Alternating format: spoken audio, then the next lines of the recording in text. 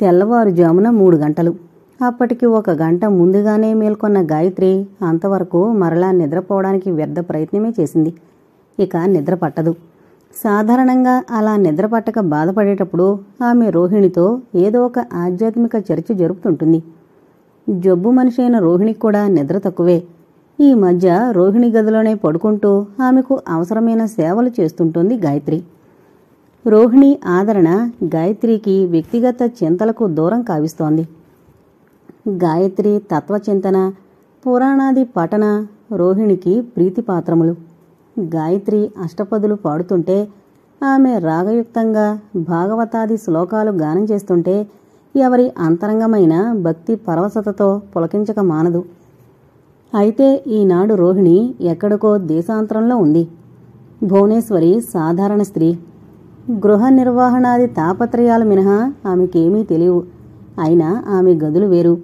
అక్కడ గాయత్రి ప్రవేశానికి అనుమతి లేదు. ఇక మిగిలిన వారంతా పరిచారికలు. వారెవరికి గాయత్రి వలె శాస్త్రజ్ఞానము లేదు, ఆధ్యాత్మిక చింతన అల్పమే.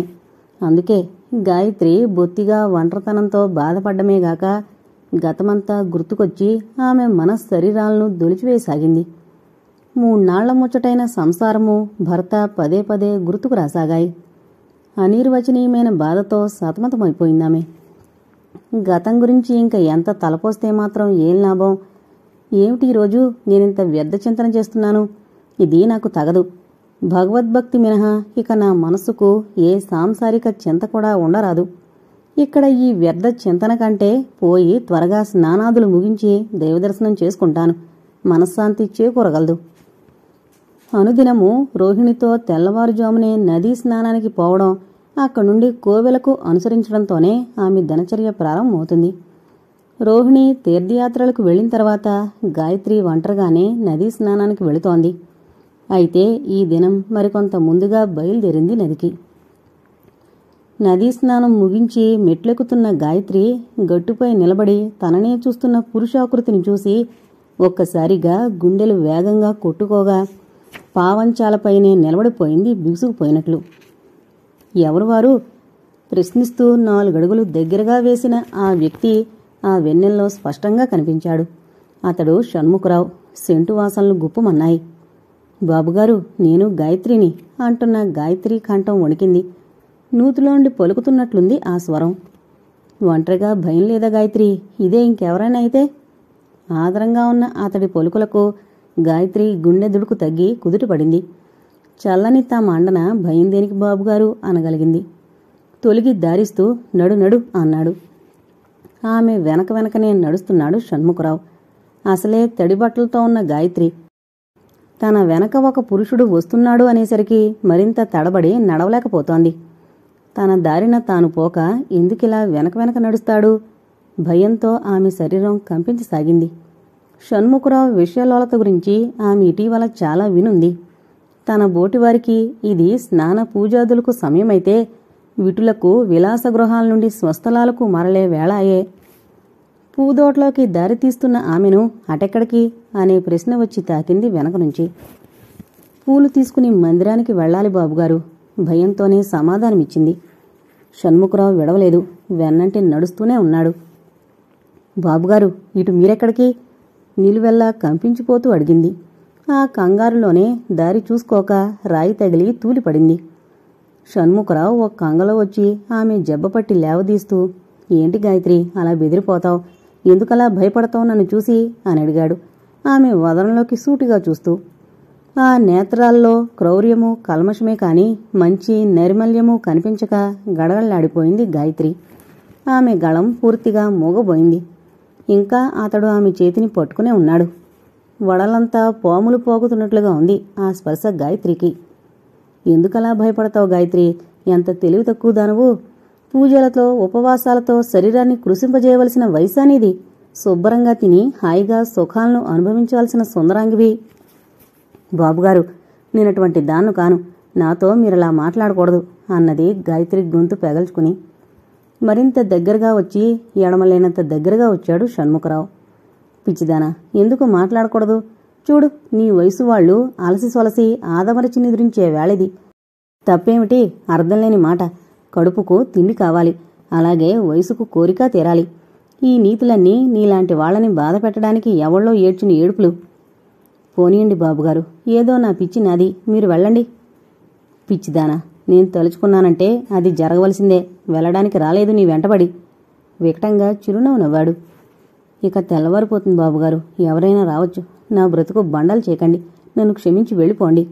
ఆశ్రయమిచ్చిన మీరే ఇలా నాశనం చేయబోనడం తగదు. ఏడుస్తూ షణ్ముఖరావు పాదాలు పట్టుకుంది గాయత్రి. ఆమెను అలాగే పొదివి పట్టుకుని లేవదీశాడు షణ్ముఖరావు. చూడు గాయత్రి, రహస్యం చెప్తున్న అతడి ముఖం ఆమె చెంపలను తాకుతోంది. అప్పటికి పూర్తిగా అతడి పరిశ్వంగంలో ఉన్న గాయత్రి శరీరం ఆమె అంతరంగపు నీతి శాసనాలను ధిక్కరిస్తోంది.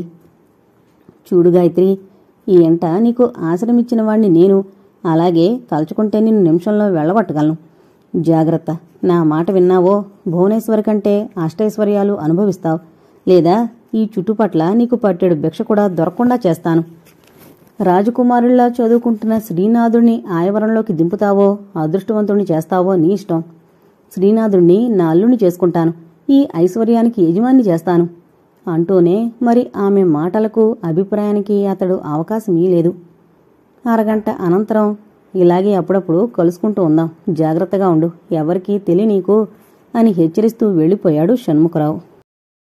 ఒంటరిగా మిగిలిపోయిన నిర్భాగ్యురాలు గాయత్రి దుఃఖం తిలకించిన పాషాణాలు సహితం కరగవలసిందే.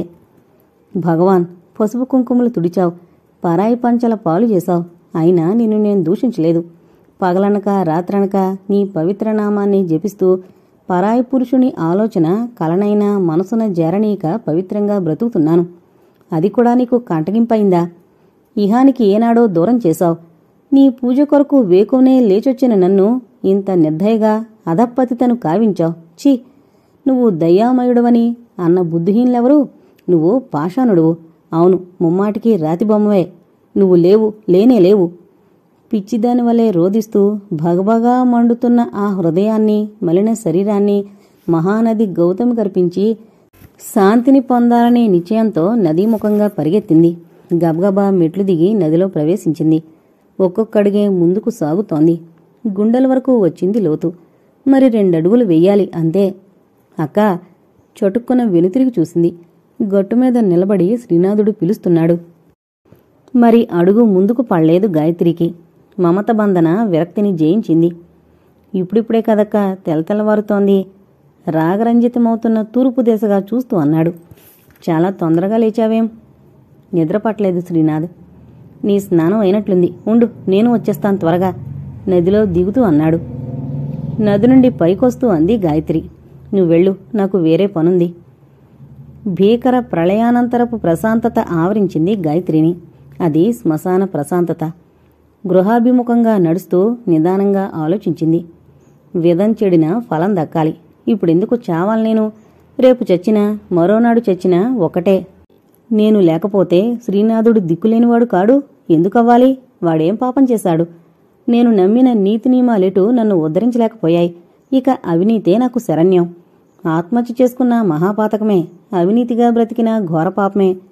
మరి నీతిగా బ్రతికితే నాకు భిక్ష కూడా పుట్టదట. ఇక ఏం చేయను? కాని ఇన్నాళ్లకి నమ్మకాలకు నడతకు ఈనాటితో స్వస్తి. ఇక కొత్త జీవితాన్ని ప్రారంభిస్తాను. నేను నాశనమై శ్రీనాథుణ్ణి రక్షిస్తాను. షణ్ముఖరావు, ఆనాడు గోదావరి నుండి నన్ను రక్షించి ఆశ్రయమిచ్చిన నిన్ను దయామయుడని అపోహపడ్డాను. ఇంత కల్మష హృదయంతో, నా యవ్వన సౌందర్యాలపై ప్రలోభంతో మమ్మల్ని చేరదీశావని కలలోనైనా ఊహించలేకపోయాను. పొంచుండి త్రాచులా కాటువేశావు. నువ్వు నేర్పిన విద్య నీకు గుణపాఠం. నేను త్రాచులాగే నా పగ తీర్చుకుంటాను. నీకు నువ్వు ప్రేమగా పెంచుకునే కూతురికి సుఖశాంతులు లేకుండా చేస్తాను. నా తమ్ముణ్ణి ఈ జమీకి యజమాని చేస్తాను. నేను పరాయిదాను గనుక నా ఏడుపు నీకు అక్కర్లేదు. నాలాగే నీ కూతురు రెంటికి చెడ్డ రేవడియై కుళ్ళి కుళ్ళి ఏడ్చిన్నాడు నువ్వు ఈనాటి పాపాన్ని మననం చేసుకుందువుగాని. దేశమంతా చూసి తీర్థాలను దర్శించి ఉన్నత వ్యక్తులను కలిసి తాత్కాలికంగా తన చింతలను మరచి హృదయ వైశాల్యం మనరించుకుని వచ్చిన రోహిణి మనసు ఇంట అడుగిడుతూనే బాధ వ్యాకులతతో ముడుచుకుపోయింది. కారణం ఆమె కలనైనా ఊహించని దుర్వార్త శ్రవణం. ఒక తెల్లవారుజామున భువనేశ్వరి ప్రమాదవశాత్తు గోదావరిలో మునిగి చనిపోయింది. రోహిణి ఇల్లు చేరే నాటికి సరిగ్గా 10 రోజుల ముందు జరిగింది ఈ దుర్ఘటన. నిర్వీణ్యురాలైంది రోహిణి. తల్లిపై బెంగతో పుల్లలా ఎండిపోయిన శిరీషను అక్కున చేర్చుకుని బోరుమంది. తల్లిలేని దానివైపోయావా అంటూ. రోహిణి ఎదకు బలిలా అంటుకుపోయి రోదించింది శిరీష. చనిపోయిన పుణ్యవతికి జరగవలసిన శ్రాద్ధకర్మలను తమ అంతస్తుకు తగ్గట్టుగా జరపవలసిందిగా ఆజ్ఞిస్తూ అప్పటికప్పుడు కావలసిన ఏర్పాట్లు చేయించింది రోహిణి. బావ రాలేదేమత్తయ్య, ఎక్కడున్నాడు? దీనంగా అడుగుతున్న శిరీషను చూసి ఎంతైనా జాలి కలిగింది రోహిణికి. పెద్దల దుర్బుద్ధులు పసివారి అమాయక ప్రేమలపై దెబ్బతీశాయి అని విచారించిందామె. వస్తాడమ్మా, నీకోసం ఎన్నో వస్తువులు పంపాడు చూడు అంటూ ఢిల్లీ నుంచి తాను తెచ్చిన రకరకాల బొమ్మలు, దుస్తులు, గాజులు ఇచ్చింది. కాని అవి శిరీషను ఏమీ సంతృప్తి పరచలేకపోయాయి. ఆమె రెండో ప్రాణం నళినీ లేని ప్రపంచంలో ఆమెకు ఎటువంటి అపరూప వస్తువులైనా లెక్కలోనివి కానే కాదు. నళినీని కనీసం ఇందుకై తీసుకువెళుతున్నాను అని ఓ ముక్క నాకు చెప్పకుండంత పరాయవాణ్ణైపోయినా నేను? షణ్ముఖరావు ప్రశ్నలో అభిమానం, ఆప్యాయత కనపడలేదు రోహిణికి. ఏదో అనుకోకుండా అలా అయిపోయింది. అటువైపు పిల్లలను, వాళ్ల తెలివితేటలను చూస్తే నళినీని కూడా అటువైపు ఉంచి చదివించితే బాగుండనిపించింది. అదీగాక ఇక్కడ దుడుకుతనంతో ఎప్పుడు ఏ గొడవ తెస్తాడో తెలీదు. ఆ గొడవలతో అవస్థపడవలసిన వాడు నువ్వు. నీకు ఆ బెడద తప్పిపోయింది కదా ఇక. చెళ్ళున కొట్టినట్లున్న ఆ సమాధానానికి షణ్ముఖరావు కొద్ది క్షణాలు నిరతురుడయ్యాడు. ఎక్కడ చదువుతున్నాడు అనే అతడి ప్రశ్నకు బొంబాయిలో హాస్టల్లో ఉంచాను అని అబద్ధమాడక తప్పలేదు రోహిణికి. షణ్ముఖరావు ఆలోచనలు పరిపరి విధాల పరిగెత్తాయి.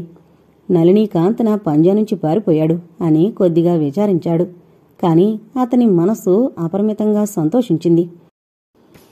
తాను ఏదైతే దుర్లభము, భగీరథ యత్నము అని భయపడ్డాడో ఆ పథకం సులువుగా నెరవేరే మార్గం ఏర్పడింది.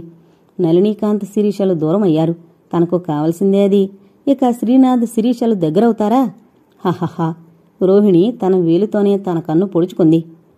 కాని తన ఎడల జరిగిన ఈ నిర్లక్ష్యత, ఉపేక్షలకు అతడి మనస్సు అవమానంతో పొగలు సెగలు గక్కుతోంది. నా ప్రమేయము, నా సలహా లేకనే తానే స్వతంత్రించి నళినీ భవిష్యత్తును తీర్చిదిద్దగలదేం? అదేంటో నేను చూస్తాను. వాడి భవిష్యత్తును బుగ్గి చేస్తాను. తాచుపాములా బుసలు కొట్టాడు. నేను అప్రమత్తతో ఉండవలసింది. బహుశా నా పథకాన్ని అక్కయ్య ఏమైనా పసిగట్టిందేమో అనే సంశయం కూడా కలిగిందతడికి. ఆడది, నన్నేం చేయగలదులే అని సర్ది చెప్పుకున్నాడు. అధికారం వదలడం లేదు రోహిణి. సర్వం తన చేతనే ఉంచుకుంది. ఇటు నళినీకాంత్ను ఈ పరిసరాలకు దూరంగా ఉంచింది. తన పరిస్థితి ఇరకాటంలో పడినట్టు గ్రహించాడు షణ్ముఖరావు. తన పథకం అనుకున్నంత సులభసాధ్యం కాదని భయపడ్డాడు. జస్వంత్ సింగ్ ఏకైక పుత్రిక అలకారాణి. ఇంచుమించు శిరీష వయసుదే అయినా అలకతో నళినీకాంత్కు కలిసిమెలిసి తిరగడం సులభసాధ్యంగా లేదు. అతడికి శిరీష పట్ల గల ప్రేమానురాగాభిమానాలలో 1000వ వంతు కూడా అలకారాణి ఎడల జనించలేదు. సంపంగి వలె సుందరంగా, లతవలే లలితంగా, అమిత సౌందర్యవతి అనిపించేటట్టుగా ఉన్నది అలక. ఈ బాల్యావస్థలోనే. ఈమె శిరీష వలె ముగ్ధ కాదు, మహా తేజస్విని. అతి చురుకైన స్వభావం, నిరంతరం ఉజ్వలంగా కనబడే వదనం, తీక్షణంగా చూసే విశాల నేత్రద్వయం, శాసనపూర్వకంగా మాట్లాడే తీరు సాహసమే కాని భయమనేదేమిటో తెలియని స్వభావం.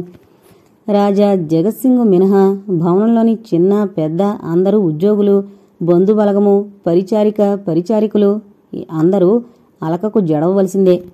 ఆటలాడే సమయాన ఆమెకు ఆగ్రహం కలిగితే బాలురు సైతం దూరంగా పారిపోవలసిందే. అలక రాజపుత్రిక. వీరప్రసవి అయిన రాజస్థాన్ గెడ్డపై అలక వంటి పులిపిల్లలు అక్కడక్కడా కనిపిస్తూనే ఉంటారు. అలనాటి వీర నారీమణులను జ్ఞప్తి చేస్తూ. అంతవరకు శాసించడమే కాని శాసింపబడడం ఎరుగని తన అధికారంతో అందర్నీ గడగడలాడిస్తుండే నళినీకాంత్ ఇప్పుడు తనకంటే ఉగ్ర స్వభావిని అయిన అలకను విస్మయంతో తిలకించసాగాడు. తన ఆజ్ఞావర్తిని అయి తన ఛాయవలే తిరిగే మరదలు శిరీష మాటిమాటికి మదిలో నిలవసాగింది. అక్కడ శిరీష లేత మనసున రేగిన కల్లోలం వర్ణింపనలవి కాంది. ఆమెను చేరదీసి లాలించే తల్లి భువనేశ్వరి శాశ్వతంగా దూరమైంది. ఆటపాటలు, అల్లరి మినహా మరో భావనయే కలగనీయకుండా రాత్రింబవళ్లు ఆడి పాడి ప్రాణసమానంగా పెనవేసుకుపోయిన స్నేహితులు, బావ, సర్వం అయిన నళిని దూరతీరాలకు వెళ్ళిపోయాడు. పునరాగమనం ఎన్నడో ఏంటో ఏమీ తెలీదు. తల్లి తర్వాత రెండవ తల్లిగా ఈ 3 సంవత్సరాల నుంచి లాలించి చేరదీసి ఎన్నో కథలు గాథలు వినిపించి మనసును జ్ఞానాన్ని ఊహను కూడా విస్తరింపజేసిన గాయత్రి ఇటీవల ఎందువల్లనో పూర్తిగా మారిపోయింది. మునిపటి వలె చేరదీయడం లేదు.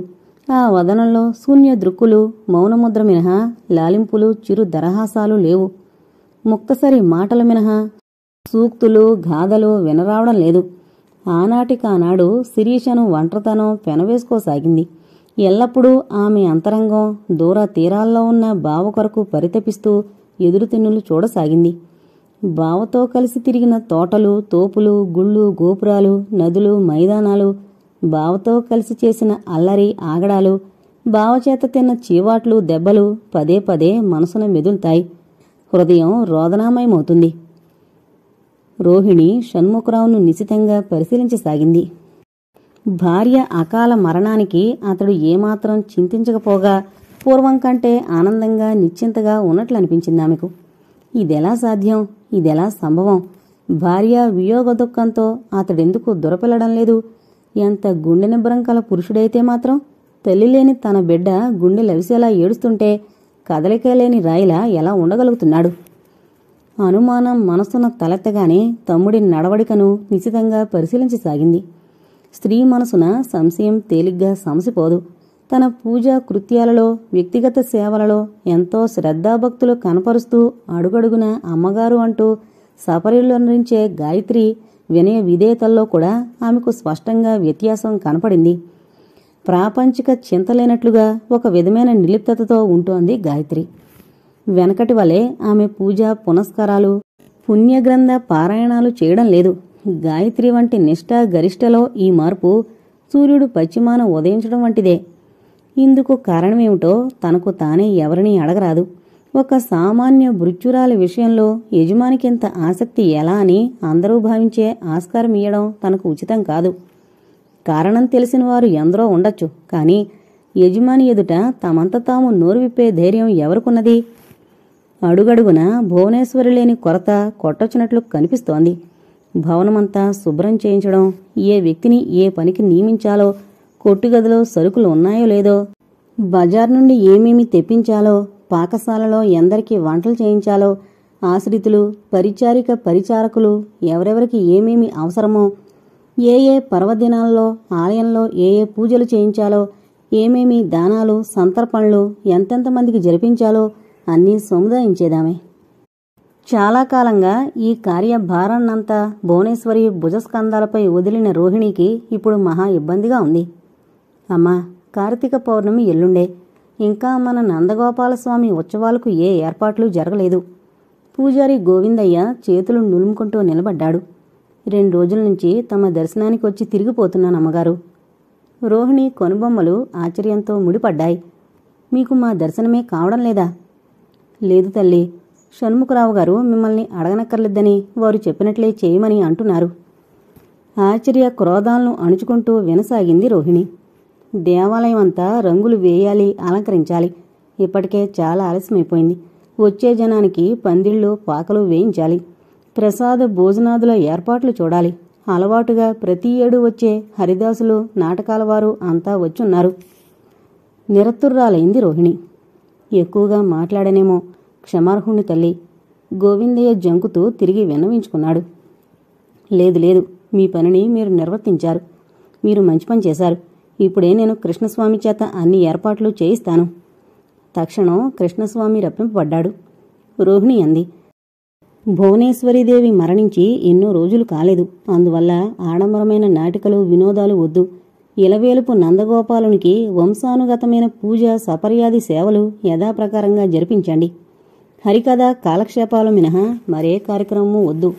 అయితే ఎవరినీ నిరుత్సాహపరచొద్దు. ఈ సందర్భంలో ప్రతి ఏటా వారికిచ్చే దక్షిణాలు, దానాలు సక్రమంగా ముట్టే ఏర్పాట్లు చేయండి. కాని షణ్ముఖరావు గారు, కృష్ణస్వామి నసిగాడు. ఏమంటున్నాడు? 5 రోజుల పాటు మంచి నాట్యాలు వగేరా ఏర్పాట్లు చేస్తున్నారు. నాట్యగత్తెలు కూడా కొందరు వచ్చి ఉన్నారు. వీల్లేదు, అవన్నీ నేను చూసుకుంటానులేండి. మీరు నేను చెప్పినట్లు చేయండి. వెళ్ళండి. బీదలకు అన్నదానం మాత్రం జరిపించండి.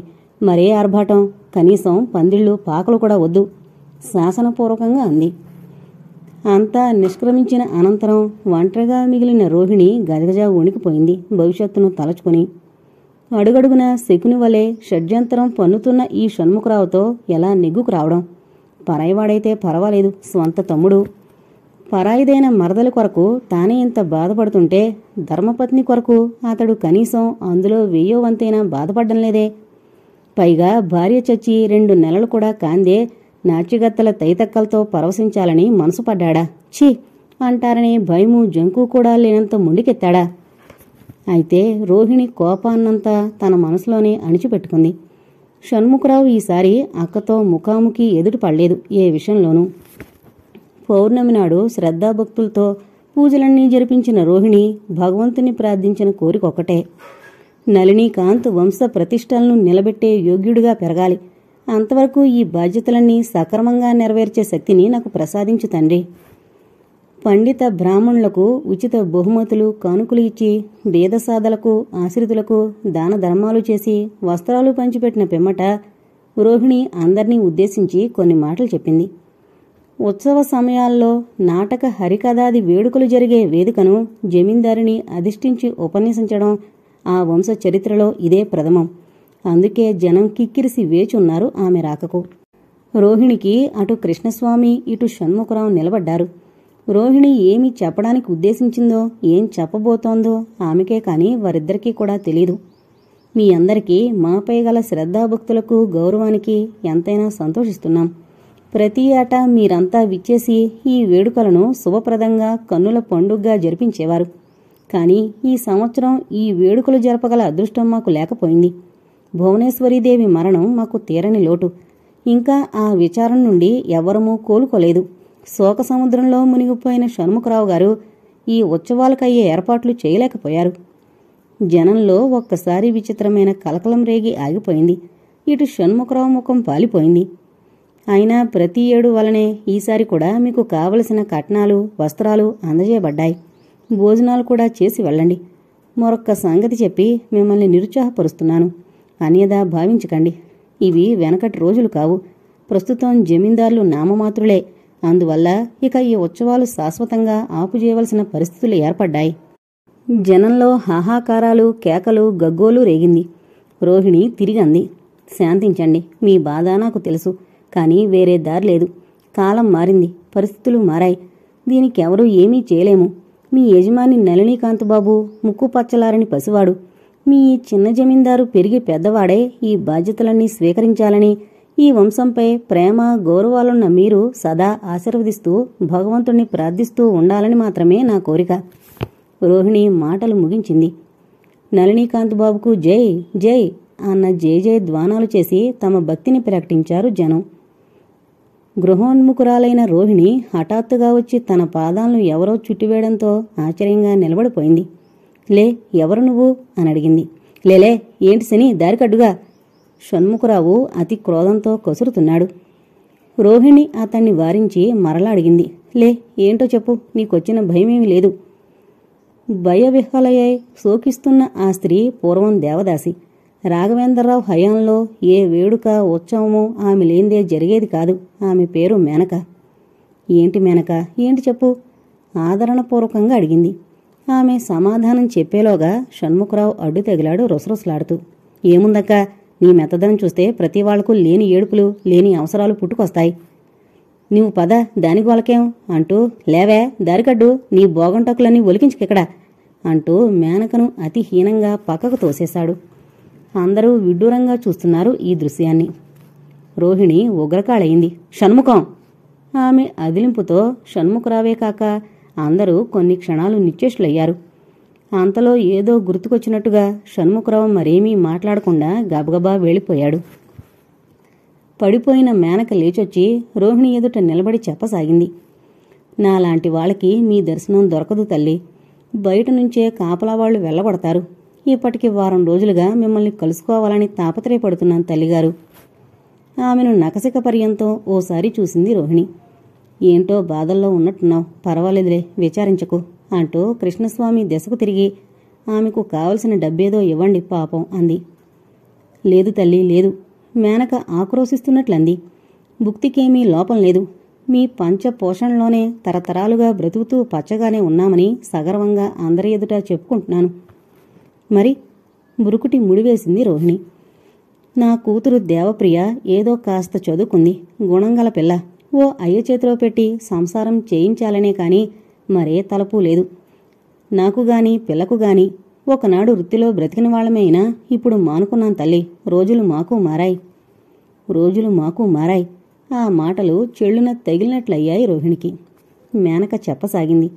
ఈ రాత్రి వేడుకల్లో ఆ పిల్లచేత గజ్జి కట్టించి ఆడించాలని షణ్ముఖరావు గారు కబురంపారు. నేనెంత మొత్తుకున్నా బ్రతిమలాడినా వినడం లేదు తల్లిగారు. గజ్జి కట్టి ఆడితే ఇంకేముంది తల్లి?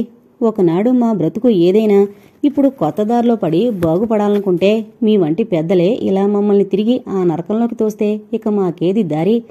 నాట్యం చేయకపోతే ఊరు నుంచి వెళ్లగొట్టిస్తారట. అవమానభారంతో లజ్జతో భూమిలోనికి కుంగిపోయింది రోహిణి. బాధపడకు మేనక, ఇంతవరకు నాకు ఈ విషయాలేమీ తెలియవు. నిశ్చింతగా ఉండు. నీ కూతురుకొచ్చిన ఆపదేమీ లేదు. మంచి సంబంధం చూడు. ఖర్చులకు నువ్వేం వెనుదీకు అంటూనే వడివడిగా ముందుకు సాగిపోయింది. లక్ష్మీనారాయణ మందిరం చూసి బయటకొచ్చి పచ్చికపై కూర్చున్నారు అలక, నళినీకాంతులు. ఏంటి ఆలోచిస్తున్నావు? అలకడిగింది పరధ్యానంగా ఉన్న నళినీకాంతును. అలక హిందీ కంటే ఎక్కువగా ఇంగ్లీషే మాట్లాడుతోంది. హిందీ రాని నళినీకాంత్కు ఢిల్లీ వచ్చిన తర్వాత ఈ భాషా సమస్య చాలా ఇబ్బందిగానే ఉండేది. అతడికి ఇంగ్లీషు కొద్దిగా వచ్చినా తనకంటే చిన్నదైన అలక గడగడ ఆ భాషల్లో మాట్లాడేస్తుంటే ఏదో న్యూన్యతతో బాధపడ్డమేగాక గడిచిన వయస్సంతా తాను తోటల వెంట తిరుగుతూ నదీ విహారాలు చేస్తూ చదువుని ఎంత నిర్లక్ష్యంగా పాడు చేసుకున్నాడో గ్రహించాడు. ఈ గ్రహింపుతో అతడికి విద్యపై కాంక్ష పెరిగింది. అలకారాణి ఆమె స్నేహితులందరూ చదువులో చాలా చురుకైనవారు.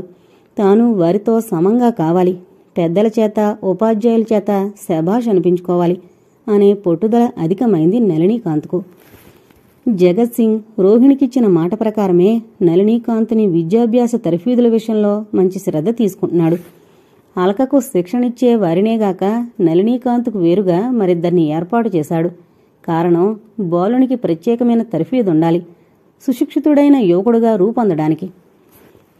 కాంతిబాబును 6 నెలల్లోనే ఆంగ్ల భాష అనర్గళంగా మాట్లాడేట్లు చేస్తాను అని మాటిచ్చిన ఉపాధ్యాయునితో పాటు జగత్ సింగ్ కూడా ఆశ్చర్యపోయాడు. 2 నెలలకే నళినీకాంత్ ఆ భాషలో ఆరితేరడంతో శాబాష్ బేటా అని జగత్ సింగ్ వాత్సల్యపూర్వకంగా మెచ్చుకున్నప్పుడు జీవితంలో మొట్టమొదటిసారిగా ఆ ప్రశంసాపదాన్ని అందుకున్న నళినీకాంత్ మహదానంద పరవశుడయ్యాడు. నళినీకాంత్ దినచర్యంతా ఇక్కడ క్రమపద్ధతిని గడవలసి రావడంతో ఆరంభంలో అతడికి చాలా కష్టమైందనడం కంటే ప్రాణాంతకంగా ఉండేదనడం సబబు. నిర్ణీత సమయాల్లోనే తమ గదులను వదిలి బయటకు రావాలి. ఆటలాడే సమయం వేరు, చదువుకు వినియోగించవలసిన కాలం వేరు. ఉదయం వేళ ఒక్క అరగంట మాత్రమే కుస్తీ తర్ఫీదు, వారానికి 2 సార్లు మాత్రమే గుర్రపు స్వారీ, శనివారం మధ్యాహ్నం అనగా వారానికి ఒక్కసారే వ్యాహ్యాళిగా బయటకు వెళ్లడం, ఊరు చూడ్డం, సినిమా చూడ్డం. అదేనా ఒంటరిగా కాదు, అలకారాణితో కలిసి కారులో. డ్రైవరు, ఒక నౌకరు ఎప్పుడూ వెంటుంటారు. స్వేచ్ఛ లేదు. స్వేచ్ఛావిహంగం వలె ఇష్టానుసారం విహరించే అభిరుచి అలవాటు గల నళినీకాంత్కు ఇక్కడ కాలు కట్టి పడవేసినట్లుండడమేగాక అమ్మ నన్ని బందికానాలో ఎందుకు పడేసింది, మావయ్య జులుం కంటే ఇది ప్రాణసంకటంగా ఉంది అని విసుగుదలగా తలపోసేవాడు.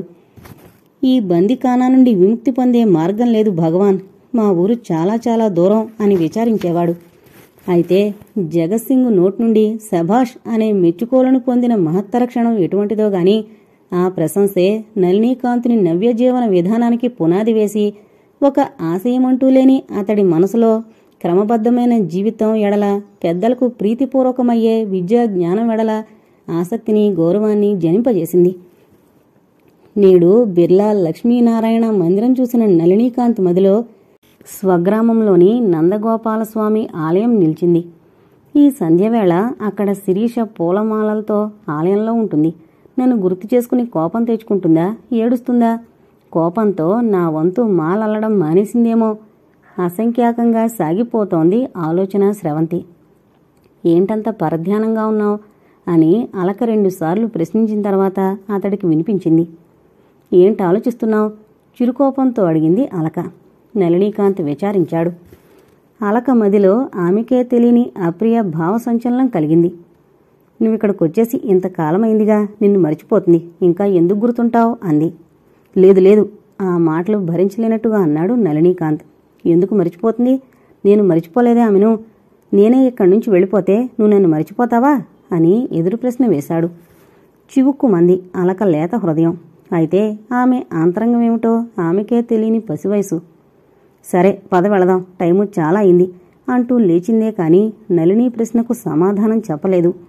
ఎదర తానుండగా ఎక్కడో ఉన్న స్నేహితురాలికే అతడు పరితపిస్తున్నాడనే భావం ఆమెకు సహింపరాందయింది. స్వదేశంలో నళినీకున్న స్నేహితురాలు ఎలా ఉంటుంది? ఆమెకు కూడా మా భాష రాదా?